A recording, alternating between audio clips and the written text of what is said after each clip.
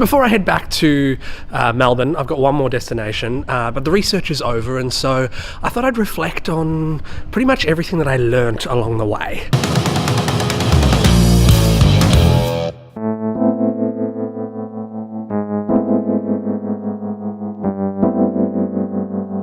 So the first place I went to was the Sunshine Coast. I met my mother there, and there in the Sunshine Coast, we were able to go down to Brisbane and meet up with the original reporter who reported the story in Rockhampton. And we stumble upon this family and the kids and the parents, and John Horn was an interesting character. That was really great because that allowed me to get a sense of the mediascape at the time, and he gave me some leads as to where to go next. Then we went up to Rockhampton, which was a bit of a drive. In Rockhampton, I saw the places where they launched the boat. This is it. There's a ramp. Boat ramp There's a there. ramp. And it's right by the bridge. It's by the bridge. Like you said, there he's launching his boat. Yeah. I mean, I still think Rockhampton, that was so early on in the piece, but it was such a game changer for the research because I was able to see this in real life. Now, I know it is a real story, but until that point, it was all sort of fantastical to some degree. That point solidified it as reality. After that, went up to Cairns, and I did more radio interviews. I just think it has a wonderful making of a really Australian feature film. And that was really good for that reason, but in terms of research, it was just good to get the sense of the place. It wasn't really anything else. After Cairns, I went up to Thursday Island. Now, Thursday Island, it was beautiful to look at. It was wonderful to again get the sense of the place, but yeah, I mean, I have my own reserves, and if I did it again, I'd probably go there for a shorter period of time. But again, I learned about the place. I got to see it. After that was Darwin. Darwin's changed a lot. Cyclone Tracy ripped everything up, but in the end I was on radio phone calls. Have you had a think about casting yet? Have you thought maybe I could put Chris Hemsworth in as the dad, or maybe Kaylee Harris as the love interest? I tell you what, I really wouldn't mind a Hemsworth as Mr. John Horn, but hopefully they're listening. You never know. And it was a necessary place to be at. All right, now that was incredibly handy.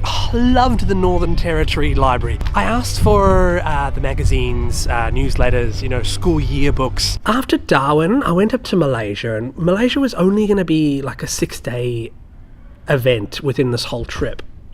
I ended up staying a month. I didn't know that I was going to stay there that long, but in the end, have my own adventure in a way. But after Malaysia, I went to Timor-Leste, and that was incredible. So Karsten met me there, and when we met, it was that week or even 10 days or whatever it was where he was there, was just so beneficial. They're walking down through the mountains.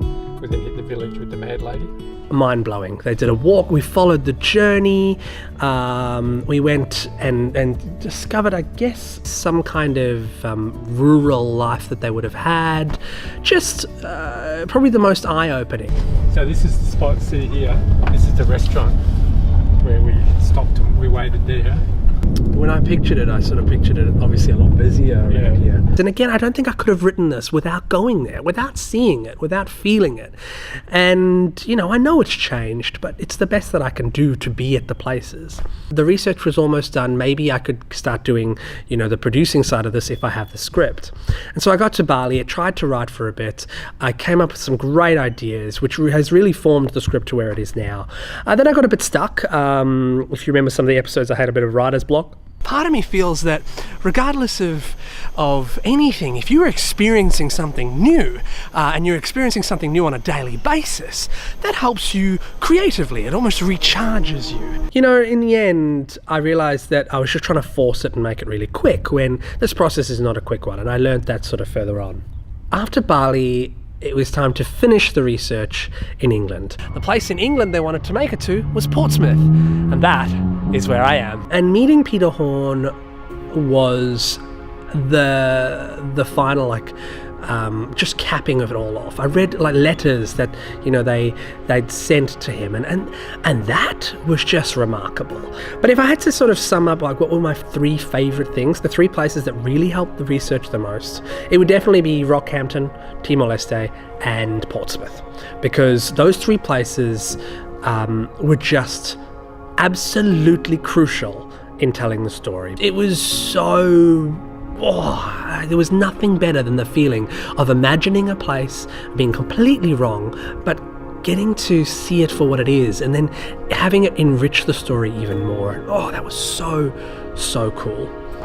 But yeah, so that's been the trip. That's been the research. It's just... I feel lucky. I feel lucky to have gone on that and to do that. I think I'm ready. The research is done. I can write. I don't have to write in busy cafes only in New York. I can get a lot of it done in New York in these next 2.5 weeks. And then I can go back to Melbourne, to my own desk, and really work hard at finishing this film, which I'm really excited about. But anyway, it's time to get to New York.